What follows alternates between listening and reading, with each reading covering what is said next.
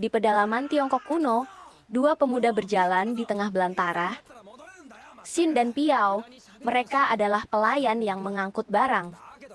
3 hari sudah mereka berjalan, dan Xin mulai mengeluh kelelahan. Piao mengingatkan, keluhan hanya menambah lelah. Mereka ini hamba, bahkan kuda pun diperlakukan lebih baik. Tapi Piao punya keyakinan dan dengan terus berlatih, suatu hari mereka akan keluar. Tiba-tiba, suara gemuruh terdengar dari kejauhan. Bukan gempa, tapi sesuatu dari arah sana. Suara apa itu? Perang. Di depan mata dua pemuda ini, medan perang sesungguhnya terbentang untuk pertama kalinya dalam hidup mereka. Sebenarnya ini hanya pertempuran kecil di perbatasan negara tetangga. Tapi bagi Xin dan Piao, momen ini membuka mata. Disinilah tempat mereka akan mengukir takdir. Piao bertanya, apakah ini perang sesungguhnya? Xin menjawab iya. Dan di medan perang seperti inilah mereka Tiongkok kuno. Era para bijak telah usai dan hasrat manusia dahanusia dilepaskan begitu saja. Api peperangan melanda seluruh daratan.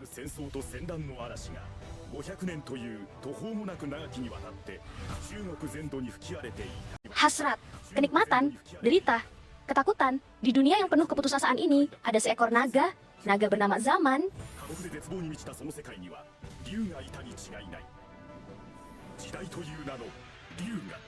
Dan seolah dibakar api sang naga, ratusan kerajaan musnah satu demi satu, tersapu oleh 7 negara berperang. Yan, Qi, Zhao, Wei, Han, Chu, dan Qin. 7 negara besar saling menerkam, mengarahkan pedang hasrat ke leher musuh masing-masing.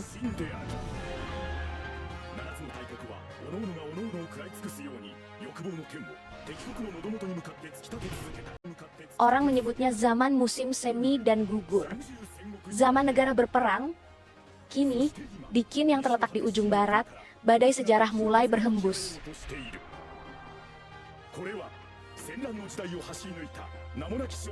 Inilah epik perang antara seorang pemuda tanpa nama dan seorang raja muda. Kembali ke masa kini, Xin dan Piao berlatih pedang kayu seperti biasa. Bagi mereka, setiap pertarungan adalah hidup dan mati.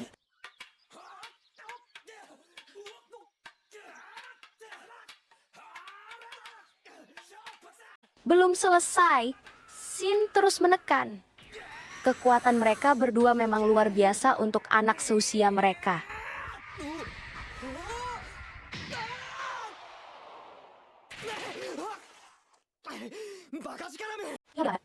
Pertarungan usai, dengan ini skor menjadi 3 kemenangan untuk Piao, Titi Dibedu untuk Xin, dan Leibu Napa 10 kali seri. Selisih yang sangat tipis. Xin hanya kalah 1 langkah. Xin melihat celah untuk menyerang balik. Tapi Piao menyadari ada seseorang yang datang. Seorang pria dewasa berwibawa yang tiba-tiba muncul. Xin bersikap kasar pada orang asing itu. Piao buru-buru memperingatkan, lihat pakaian dan kereta kudanya. Orang ini pasti bangsawan berkedudukan tinggi. Bersikap kurang ajar. Piao menjelaskan bahwa mereka bukan bertengkar, melainkan bertanding. Tapi gara-gara kedatangan pria ini, Xin jadi kalah dan sangat kesal. Dengan kekalahan ini, pian kekalahan ini, unggul terdiblok berbanding terapi dulu 2 ta. Benar-benar kesal, Xin benar-benar kesal. Sudah setahun dia tidak pernah. Pria bangsawan itu terkesan mendengar jumlah pertandingan mereka. Tapi dia tetap menganggapnya bualan. Pertarungan seintens itu. Apa benar mereka sudah bertanding ribuan kali? Bagi orang biasa, ini memang sulit dipercaya. Piao menjelaskan, mereka adalah yatim piatu. Tentu orang biasa tidak akan mengerti. Sekarang mereka ditampung sebagai pelayan oleh kepala desa. Orang tua tak mewariskan apapun. Satu-satunya warisan adalah tubuh yang kuat dan sehat ini.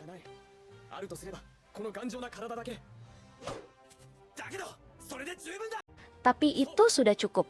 Selama punya tubuh yang bisa mengayunkan pedang, bagi Xin dan Piao, itu sudah lebih dari cukup untuk meraih masa depan. Mereka akan segera terjun ke medan perang dan mengumpulkan jasa. Dengan kekuatan dan teknik yang sudah dilatih bersama, mereka akan meraih pangkat dan ketenaran, lalu berbalik nasib, membangun rumah sendiri. Rumah megah dengan halaman luas dan gerbang besar. Menikahi wanita cantik, punya banyak anak, dan punya pelayan yang... Tapi yang terutama nama mereka berdua harus bergema ke seluruh Darangkok. Mereka berdua... Pria itu tertawa mendengar impian dua anak ini. Shin marah dan ingin membunuhnya. Tapi, tanpa disadari, pertemuan kebetulan ini mungkin bisa mengubah nasib kerajaan Qin. Kerajaan Qin, ibu kota Xianyang, jantung kekaisaran yang dipenuhi intrik dan perebutan kekuasaan. Di dalam istana, api hasrat membakar setiap sudut. Sebagai kanselir kanan, posisi tepat di bawah Raja Lat, Bu Wei menggenggam kekuasaan besar. Tapi bukan hanya dia yang lapar kekuasaan. Ji Shi, kanselir kiri, memimpin faksi lawan. Istana terbelah dua. Bentrokan berdarah terjadi setiap saat, siang dan malam.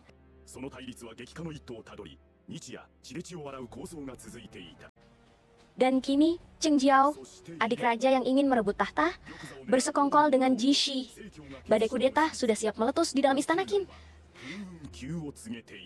Sementara itu di desa, Shin dimarahi habis-habisan. Masakannya tidak enak, katanya. Tapi memang Shin tidak pandai urusan dapur. Anak kepala desa terus mencaci Shin. Kau tidak berguna, tak sebagus Piao. Tidak bisa masak, tidak bisa bersih-bersih. Kau ini sampah, katanya. Shin hanya bisa menahan diri. Kepala desa ikut menghina. Kau kira siapa yang memberi makan? Kalian ini yatim piatu perang. Kalau bukan karena aku, kalian sudah mati.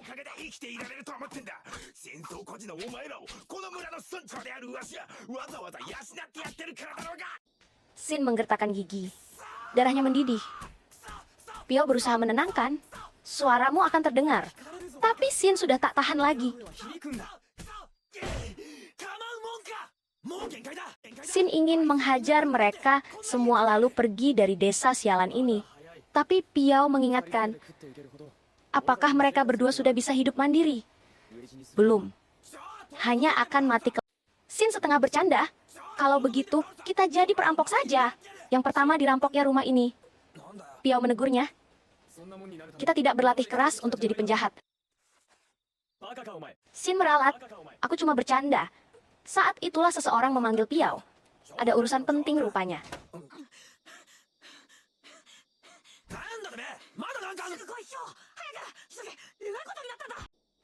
Ternyata pria bangsawan tadi masih di sana. Piao dipanggil dengan hormat, Tuan Muda Piao. Sepertinya ada sesuatu yang besar akan terjadi pada Piao. Shin pun bertanya, kalau aku... Pria itu adalah Chang Wenjun, seorang pejabat tinggi di istana Qin. Orang yang sangat berpengaruh.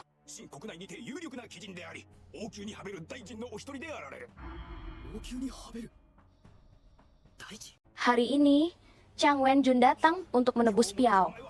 Mulai besok, Piao akan bekerja di istana. Shin dan yang lainnya tercengang.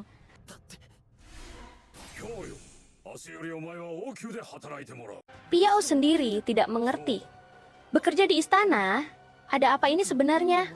Tapi pria itu bilang, ini jabatan yang sangat penting. Jadi, Piao akan menjadi pejabat istana? Benarkah ini? Seorang pelayan desa tiba-tiba menjadi pejabat? Ini seperti mimpi.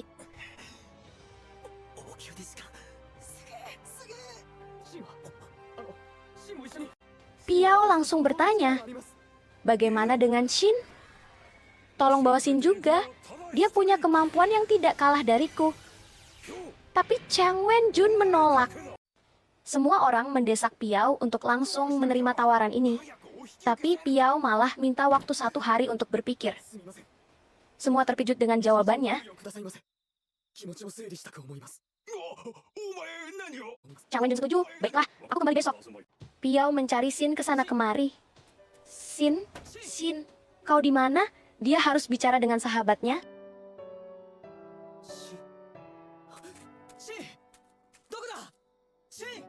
Malam itu, Piao menemukan Shin. Shin bertanya, "Kenapa kau tidak langsung menerima tawaran itu? Ini kesempatan yang bahkan tidak pernah terbayangkan." Piao menjelaskan, Miao menjelaskan, memang dia tidak paham kenapa dia yang dipilih.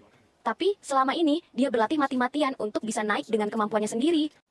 Tapi dia tahu Shin tidak akan mengucapkan kata-kata itu.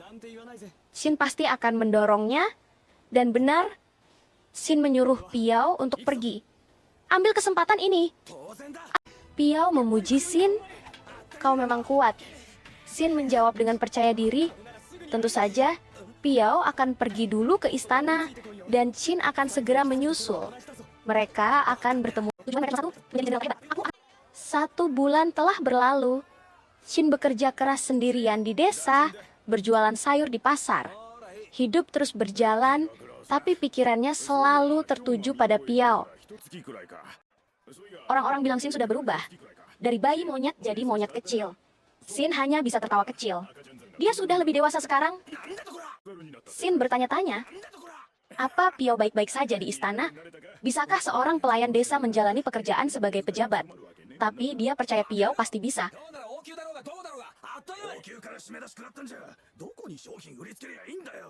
Tapi di pasar, rumor mulai menyebar. Ada yang bilang istana sedang kacau. Para pedagang mengeluh. Istana sudah tidak mengurus jual beli lagi.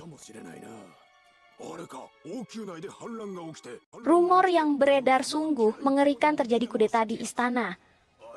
Raja dan semua pejabatnya telah dibunuh.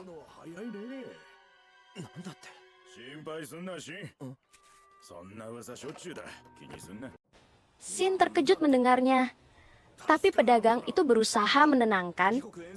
Rumor seperti ini muncul setiap hari, jangan terlalu dipikirkan. Tapi di tempat lain, situasinya tidak main-main. Seorang kurir telah dikirim untuk memberitahu Lo Bue yang sedang dalam ekspedisi militer. Pasukan pengejar sudah dikerahkan. Para pemberontak sadar, jika Lo Bue tahu dan memihak raja, seluruh negeri akan terbelah jadi 2 perang saudara. Tidak ada waktu lagi. Mereka harus segera melancarkan kudeta. Tapi seseorang yang lebih tenang mengendalikan situasi. Semua sudah ada dalam rencana. Tidak perlu panik. Aku juga ingin segera melihat kepala kakakku, katanya dengan dingin. Saatnya telah tiba. Konspirasi yang sudah lama direncanakan akhirnya bergerak. Sejarah Qin akan segera berubah. Saat Qin sendirian, ingatannya melayang ke masa lalu. Pertama kali dia bertemu Piao. Cheng Wenjun juga ada di sana waktu itu. Dialah yang membawa Shin ke desa. Saat itu juga sedang ada rumor kudeta. Shin kecil khawatir. Piao baik-baik saja kan? Dia berdoa dalam hati.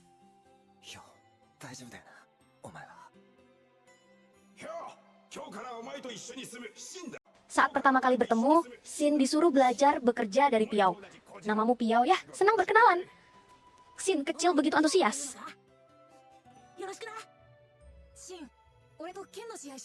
Piao langsung mengajak Shin bertanding pedang. Kelihatannya seru, ayo kita duel.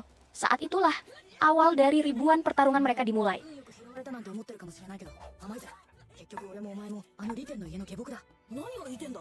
Piao mengajarkan kenyataan pahit pada Shin. Jangan kira kau beruntung dipungut. Kita ini hanya pelayan. Pelayan dewasa tetap pelayan. Kawin dengan pelayan, anaknya tetap pelayan. Ini siklus yang tidak berujung. Tapi Piao punya jalan keluar, pedang. Mereka bisa menggunakan pedang untuk mengubah takdir. Caranya, ikut perang. Kumpulkan jasa di medan perang, dan lepas. Shin tersadar dan terinspirasi. Mereka masih punya pedang. Di tangan mereka masih ada pedang. Itulah senjata untuk membebaskan diri.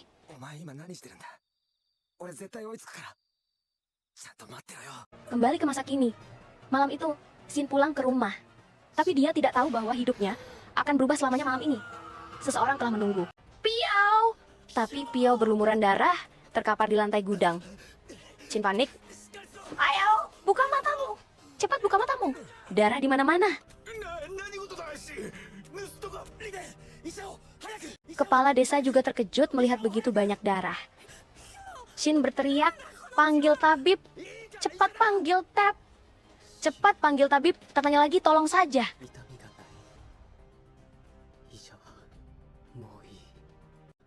Piao membuka matanya dengan susah payah. Shin bertanya, apa yang terjadi di istana? Piao berbisik pelan loh. Dia terkena dampak kudeta.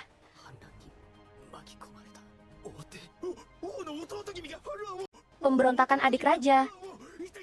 Kudeta berdarah di dalam istana Qin. Inilah yang sebenarnya terjadi di balik rumor yang beredar di pasar. Di sisi raja, hanya ada Chang Wen-jun dan sedikit pasukan. Sementara kekuatan adik raja begitu besar, cukup untuk menggulingkan seluruh ibu kota. Dan dia bertekad untuk merebut tahta. Piao memperingatkan, pasukan pengejar akan segera tiba. Mereka akan mengikuti jejak darahku sampai ke sini. Shin dan yang lain dalam bahaya. Piao memberi instruksi. Anggap saja aku orang asing yang mati di gudang kalian. Jangan sentuh mayatku. Biarkan saja. Kepala desa berjanji akan melindungi. Shin marah besar. Mereka tidak akan bisa menyentuhmu. Aku akan bunuh mereka semua. Seorang pun tidak akan kubiarkan hidup. Piao tersenyum melihat semangat Qin. Piao menyerahkan sebuah peta. Peta ke desa Haibei, sebuah desa di sebelah barat. Desa tempat berkumpulnya para penjahat, perampok, dan pembunuh dari seluruh Tiongkok. Katanya, tempat itu sangat mengerikan. Orang biasa yang masuk tidak akan bisa kembali hidup-hidup. Tapi Piao datang jauh-jauh untuk menyerahkan peta ini pada Shin. Shin bingung. Apa maksud semua ini? Kenapa Piao memberinya peta ke tempat seperti itu? Dia sama sekali tidak mengerti. Tapi Piao terus mendesak di tengah rasa sakit. Shin akhirnya mengerti. Piao melakukan semua ini karena ada misi penting. Aku titipkan padamu, Shin.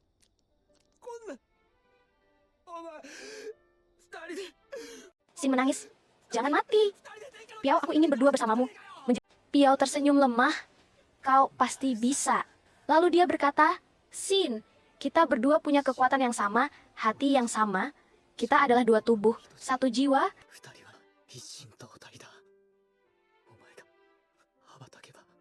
Saat kau terbang tinggi, aku akan ada di sana, Shin.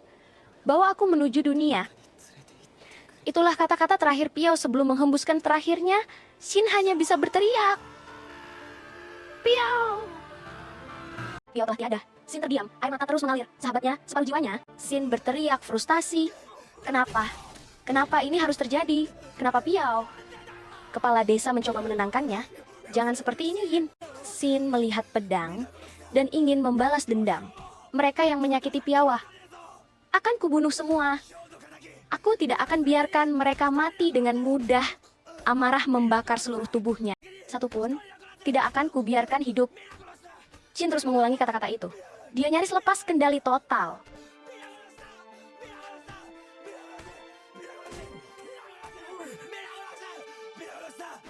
Tapi kepala desa membentaknya. Shin, jangan biarkan kematian Piao sia-sia. Meski dia tidak suka Shin, tapi dia sangat menyayangi Piao. Dia ikut berduka.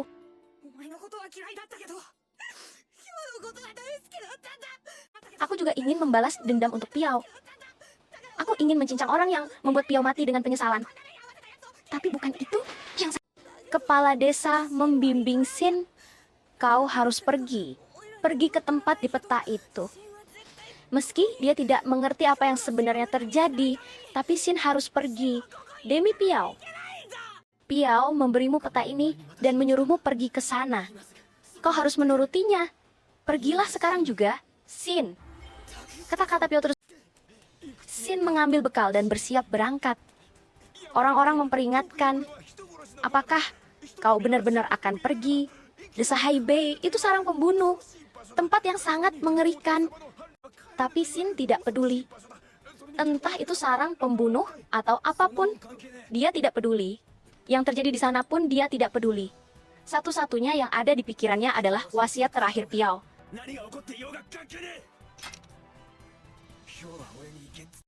Jadi, aku akan pergi. Dengan tekad bulat, Shin melangkahkan kaki menuju desa Haibe.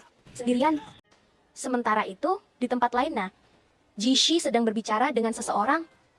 Kau sudah berusaha keras, sebuah percakapan penuh intrik di balik layar kekuasaan.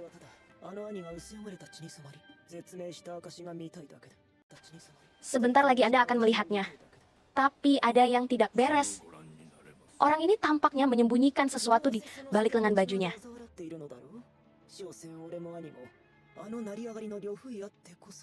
Berkat Andalah, saya bisa mencapai posisi sekarang, sebuah pengakuan tentang utang budi dalam politik. Tapi di dunia ini, tidak ada yang gratis.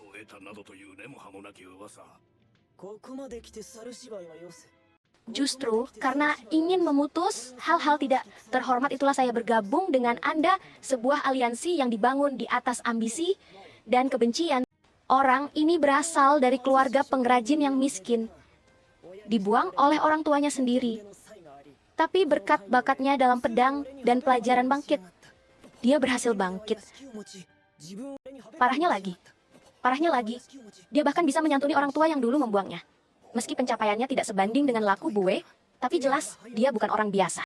Sungguh memuakkan. Orang-orang seperti mereka, meskipun sudah memakai pakaian paling mewah, tetap saja rendah di mata bangsawan sejati.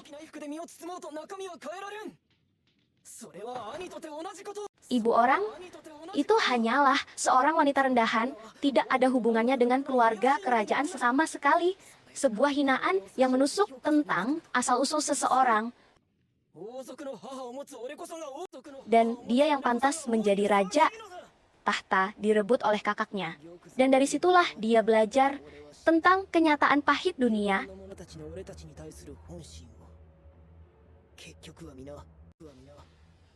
Pada akhirnya, orang hanya tunduk pada posisi raja. Semua orang sama saja. Mereka hanya realitas yang menyedihkan. Begitu pahit pandangan hidupnya. Satu-satunya yang bisa dia percaya adalah hasrat akan kekuasaan. Hanya hasrat buruk manusia, dan dia akan memanipulasi semua itu untuk meraih segalanya. Tapi dia tahu, jangan pernah meremehkan Labue. Kalau sampai terjadi sesuatu, mungkin harus mengerahkan ratusan ribu pasukan. Perang saudara yang mengerikan. Kau urus sendiri, kembalikan semuanya seperti 5 tahun lalu. Sebuah rencana berbahaya sedang bergerak di balik bayang-bayang.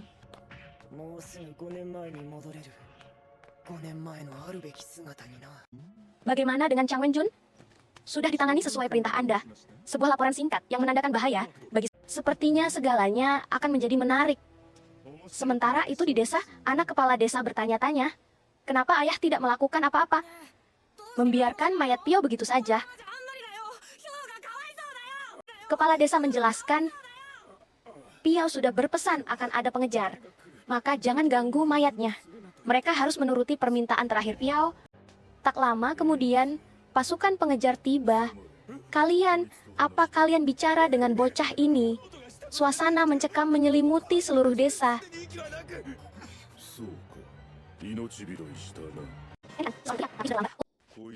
Di mana pedang bocah ini? Kami tidak tahu apa-apa. Para penduduk desa ketakutan. Tapi para pengejar tidak percaya begitu saja. Ketegangan memuncak. Ayah, ada. Situasi semakin berbahaya bagi seluruh penduduk desa.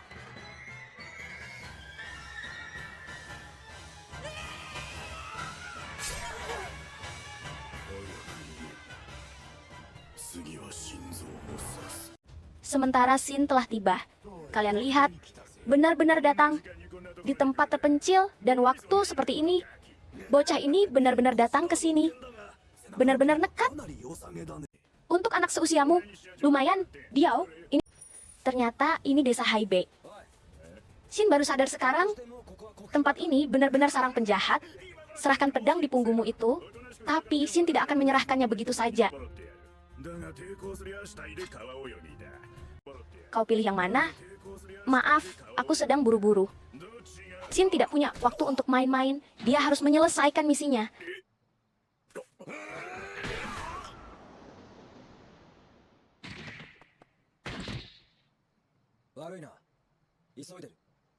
Bocah kurang ajar, Diao, kumpulkan semua orang di desa. Keroyok bocah itu. Seluruh desa Haibei dikerahkan untuk menghadapi seorang bocah. Mereka dikalahkan. Lawanmu cuma seorang bocah, bukan? Tidak mungkin. Satu demi satu. Bocah ini luar biasa. Panggil lebih banyak orang, kepung dia. Jangan biarkan dia kabur. Shin terus bertarung sendirian melawan puluhan musuh.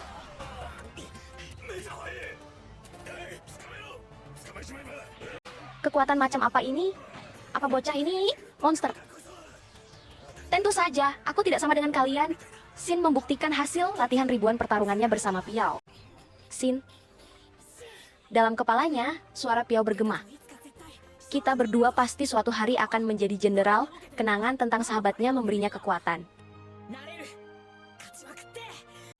Kumpulkan jasa, dapatkan promosi, maka kita berdua pasti bisa menjadi jenderal.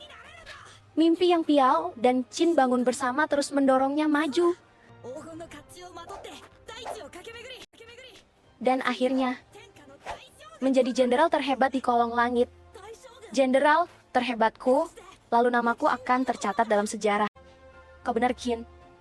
Meskipun kita sekarang hanya pelayan, tapi suatu hari nama, kita pasti akan tercatat dalam sejarah. Semangat Piao terus hidup di dalam hati Shin. Tak akan kalah dari siapapun. Benar. Pedangku, Chin bertarung dengan segenap jiwa dan raga. Pedangnya adalah pedang Piao juga.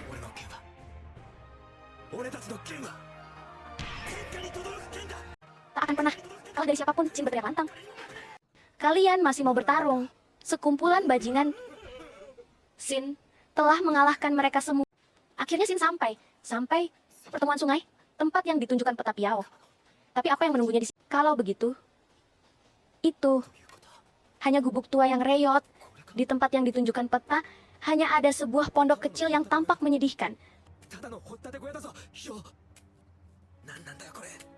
Shin masuk ke dalam gubuk. Aku bahkan belum membalas dendammu, Piao. Kenapa aku harus ke tempat aneh seperti ini? Aku sama sekali tidak mengerti. Hatinya masih dipenuhi kebingungan dan duka. Kenapa aku harus datang ke sini? Ke gubuk reot begini. Apa sebenarnya yang ada di sini? Dan kemudian, dia melihatnya. Tidak mungkin, ini tidak mungkin. Piao. Apa yang Shin temukan di dalam gubuk itu sungguh di luar dugaan.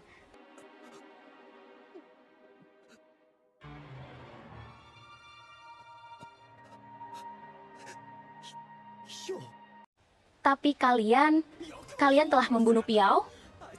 Piao sudah. Dia tidak akan pernah hidup lagi. Ketika kehidupan yang terkorbankan dan tekad yang membara, di sanalah jalan